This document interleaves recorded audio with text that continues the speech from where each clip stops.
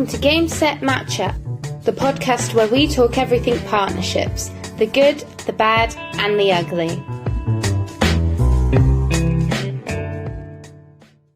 Hello everyone, I'm Carl Busby, your host of Game Set Matchup, and on today's episode we caught up with Niels Bergmans, who is a partner manager lead at a software company called Tracify.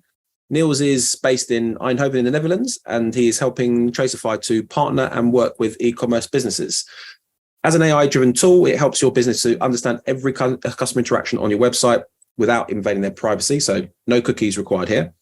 I think this is quite important, especially today where consumers are much more aware of how their data is being tracked online and what companies are actually doing with it. We spent some time talking about his top tips on high-performing teams and some of the advice he would give to his younger self starting out, which was very interesting. So grab a drink and enjoy this week's episode. Okay, hello everyone, and welcome to Game Set Matchup. This is a podcast where we discuss all things partnerships.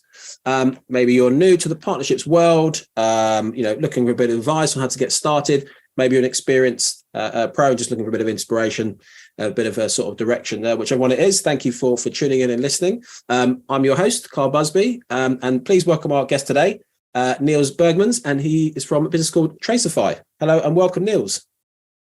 Thank you very much, Carl, for this opportunity, and I'm love to be here at the podcast. How are you doing? Yeah, thank you very much. So I'm just making sure I'm pronouncing your name correctly. Is it Niels? Sorry, I'll do the 100%. Okay, 100%. perfect. Yep. I didn't want to go for a whole podcast and then saying your name incorrectly. That's not very professional. So cool. Thank you. Anyway, so thank you for coming. Thank you for joining us. So we really appreciate you taking the time to come and talk to us.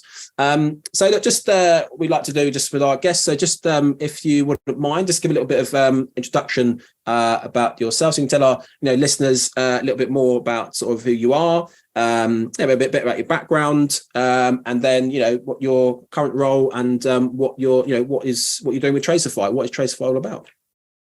Cool. So, like you said, my name is Niels Bergmans. I'm a Dutch guy living in the southern part of the Netherlands, in the city of Eindhoven. Nice. For the past 10 years, I've been working in startup environments, doing all kinds of things. Started off as a marketeer, created a whole sales team, then wanted to move into partnerships. And that's when I started around 4.5 years ago at SendCloud. Started off a partnership team responsible for the whole partnership agency side of things for web shops. Yep. And that started off small, eventually built up a partner tribe, as I like to call it, with over 600 partners, responsible for about 20% of total annual revenue that was coming in. And doing so, a rough 6 months ago, Tracify contacted me and said, like, hey, Niels, listen, the thing that you did with SendCloud, can you come and do that for Tracify? So that's what I'm doing right now, expanding my partner tribe in the rest of Europe. Yep. Tracify itself as a solution is an AI data-driven tracking tool, which will create complete and complex customer journeys that will give you real-time insights and help you with your proper attribution, give you a clean ROAS instead of a delayed version that you would get with Meta or with Google. Okay, but just that's amazing. So it sounds like you've got, like I say, quite a lot of experience, obviously in the sort of the partnerships field. So just with Tracify, just so listeners understand a bit more, is there particular businesses or I don't know, maybe particular sectors or something that you feel like Tracify sort of works sort of potentially best with, or is this kind of tool that you would say any sort of business could potentially get something out of?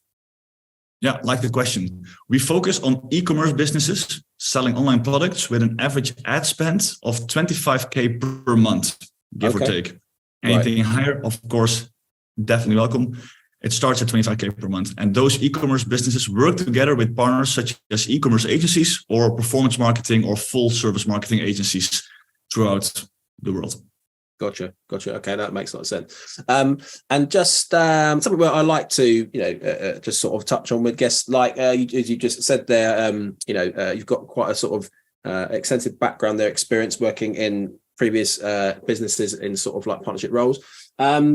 With this role, did you? Is this again? Is this something younger you sort of thought like, you'd like to get into this world, or is it something that you just kind of stumbled into, working for a particular business and then, an opportunity for, I wouldn't mind doing that. Did it come that way? How did you sort of get into, sort of the partnership space?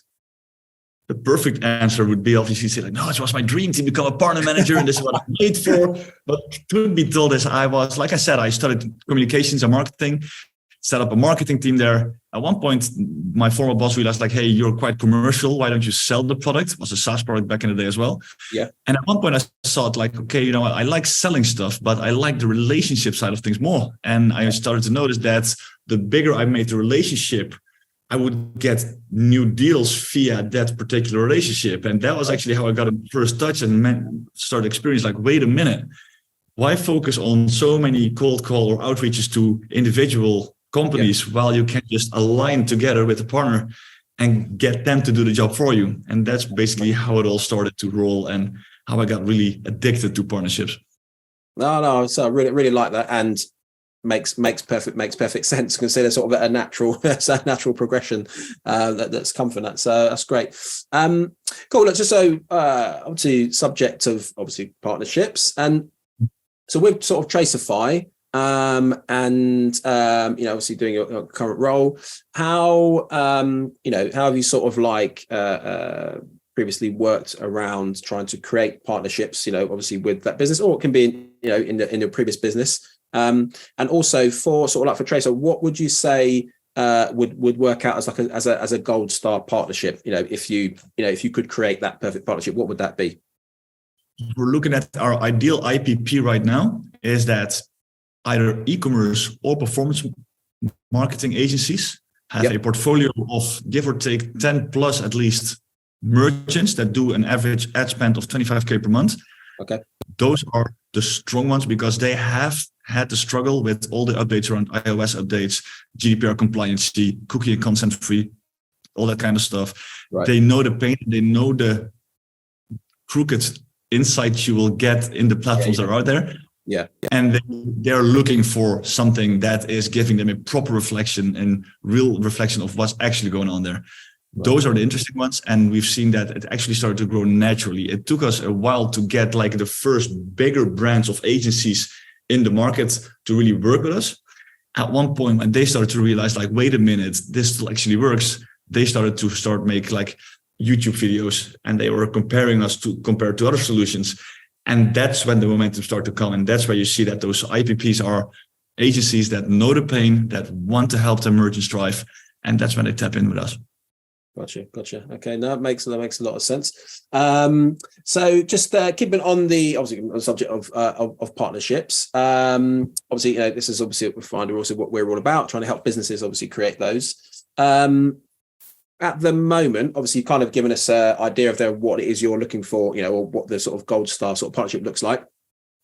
But so like, how are you going about looking to sort of create those at the moment? So, we like to, not obviously a trick question. We just like to ask people like, how are you sort of going about, getting that product out to, the right people? And, like I said, is it, is it specific like tools you use, or, obviously I know Finder probably one of them in terms of, obviously reaching out to people. So is there any, what sort of, what sort of things are you sort of doing to help to create those sort of relationships?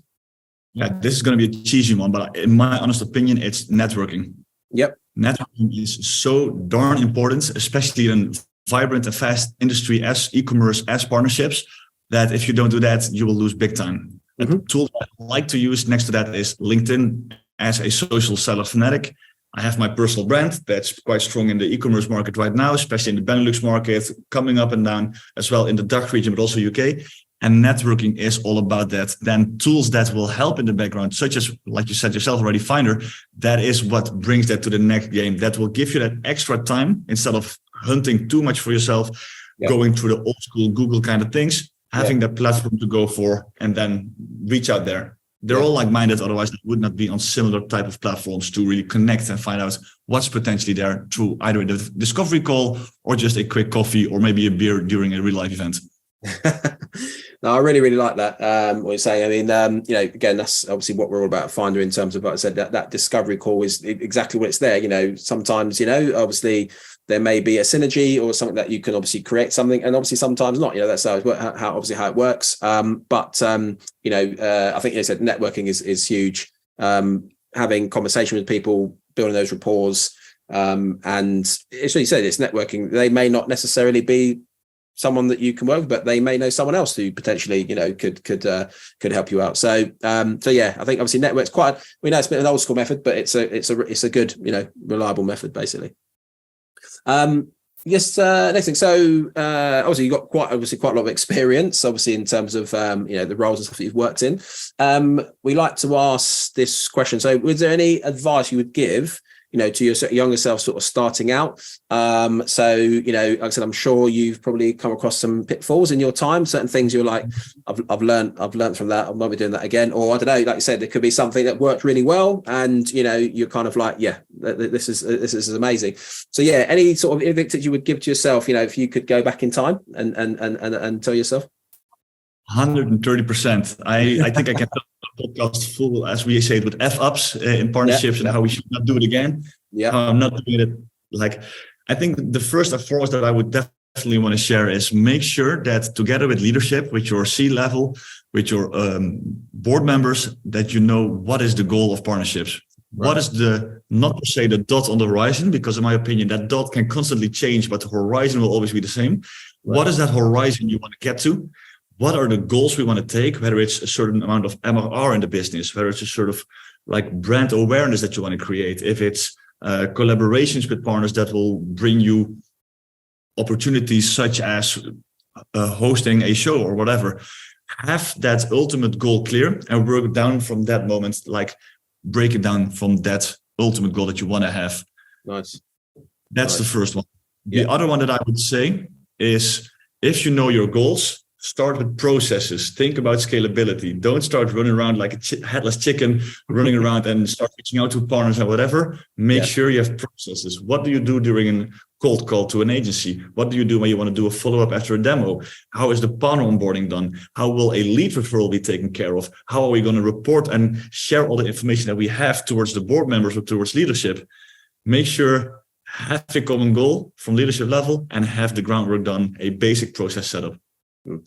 No, I really like that. I think, you obviously said that there sort of quite quickly, but there's actually a lot in there in terms of obviously, but it's more about being prepared. I think you're right. If you're new, it kind of maybe like there can be that thing that you want to just quickly rush and I need to get this complete. I need to do that. And then lots of things. But partnerships really, in terms of being successful, like long term, like you said, you've got to have the same kind of values, same sort of goals that you want to reach, for it to be a long term one and not something that obviously is going to fall apart at some point very, very quickly. But yeah, like I said, I think that's good advice there. So yeah, just moving on to the next one. Obviously you've got, again, a lot of experience obviously in partnerships in terms of teams. I'm not sure, I said maybe in other roles, if you've had maybe direct reports reporting into you, or working as part of a larger team. What would you say? Do you have any sort of tips around creating sort of high performing teams, or having like that a good winning culture in the business? Obviously, we all know that for a company, obviously it can be great, can be making money, but you need to have a good team behind you.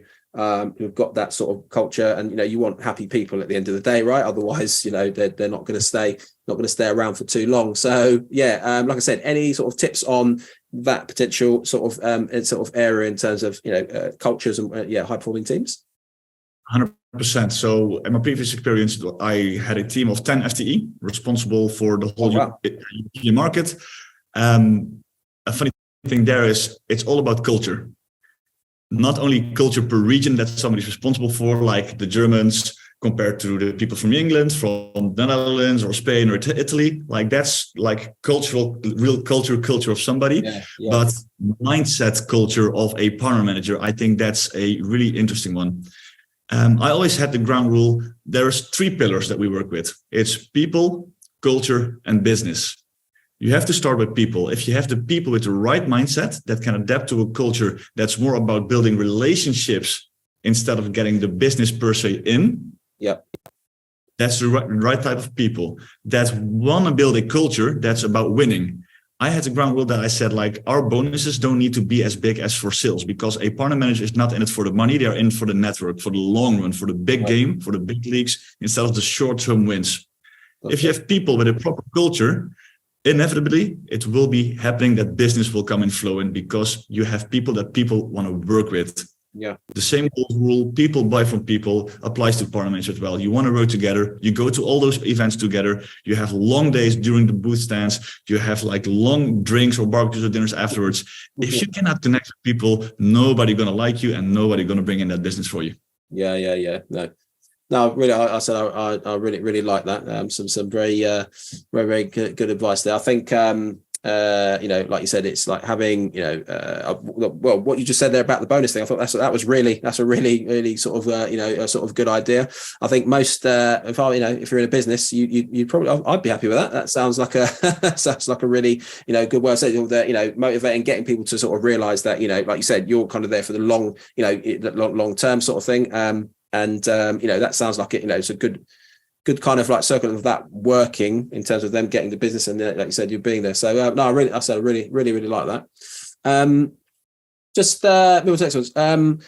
What do you think sort of the future holds for sort of businesses? So for some companies, partnerships is still quite a new new thing. Obviously we speak to a lot of people on the podcast, and a lot of people's background, it comes from sales, and then they sort of move into, obviously into a partnerships sort of space. But, the world is changing. Obviously we've had, COVID in recent years, and the world's just completely sort of changed. So, for yourself, and obviously maybe like with Tracify as well, what, if anything, do you think you will be sort of trying to do sort of a bit differently, in the future, whether that be, I don't know, using maybe specific tools or, other ways of like trying, helping you to go about, creating partnerships that maybe is not sort of, you're sort of doing at the moment? Good one. You touched base already, like COVID changed the world a lot, not to go back to the whole COVID mentality. Yeah. But back in the day, I would take my car in the morning, be home in the evening, and I would have had 2 or 3 partner meetings. And that was during my hunting time. Just go there, have a meeting, have a coffee, go back. What I see now with all the tools that are available nowadays online, you can easily have around 10 partner meetings in one day. Mm-hmm.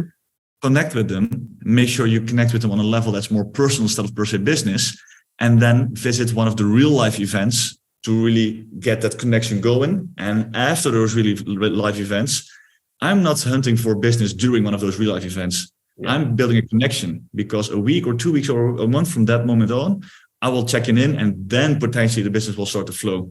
And I think that's a big difference, that the amount of time you would need to hunt for new partners is drastically less than compared to before COVID. Yeah. The tools out there right now make it way easier. Yeah. Real-time events that are coming back because people love that human connection. That's why people always strive together. They want to work together. They want to operate on a single source of or a single goal together. That's the moment you build a relationship, and then again, you hook them in digitally. Yeah. And I think that will evolve even more with the metaverse and all the things 3D that's coming out there, quite far away. AI is not there yet for us, but then still it's a human touch that we would need, that no robot until now, luckily so, can imitate. And do no, I really like that. I think as foundations of lots of sort of partnerships come from building rapport and relationships with people personally, and then like you said, it then sort of can move on from there. So like I said, I think that is a big thing. So just look, one last question. Again, we just do this obviously for a bit of fun, essentially. And I said, you can come with something be for yourself. It could be you personally you'd like to maybe sort of partner with, or like I said, it can be for the business as well. Entirely up to you. We leave it quite open-ended, but just on obviously the field of partnerships, if you could partner with anyone, or any business or person, who would that sort of be, and why? That's a good one. Like this one. I knew the answer right away when I wrote the question. Then we definitely Gary Vaynerchuk, Gary V, world-renowned entrepreneur, started off working as a young kid in his father's liquor and wine business in America, being the first one on YouTube actually having a show selling wines. And he turned that business into a multi-million, maybe billion-dollar company. Wow. With VaynerX, VaynerMedia, Vayner Commerce, even this guy is such an entrepreneur. He has several really good books, and I would love to have a partnership with this guy, just not only to learn from him, but to see like, hey, how to give that jab, right hook effect to the partnership. Absolutely. I just love that term there. Jab, right hook. I think that's brilliant. Obviously, I've not actually heard this person. However, what I will do, I'm going to do a bit of research after, and when we go live, we'll do our best to to tag or reach out to him. We never know. Can't promise anything, but you never know. Would be really cool.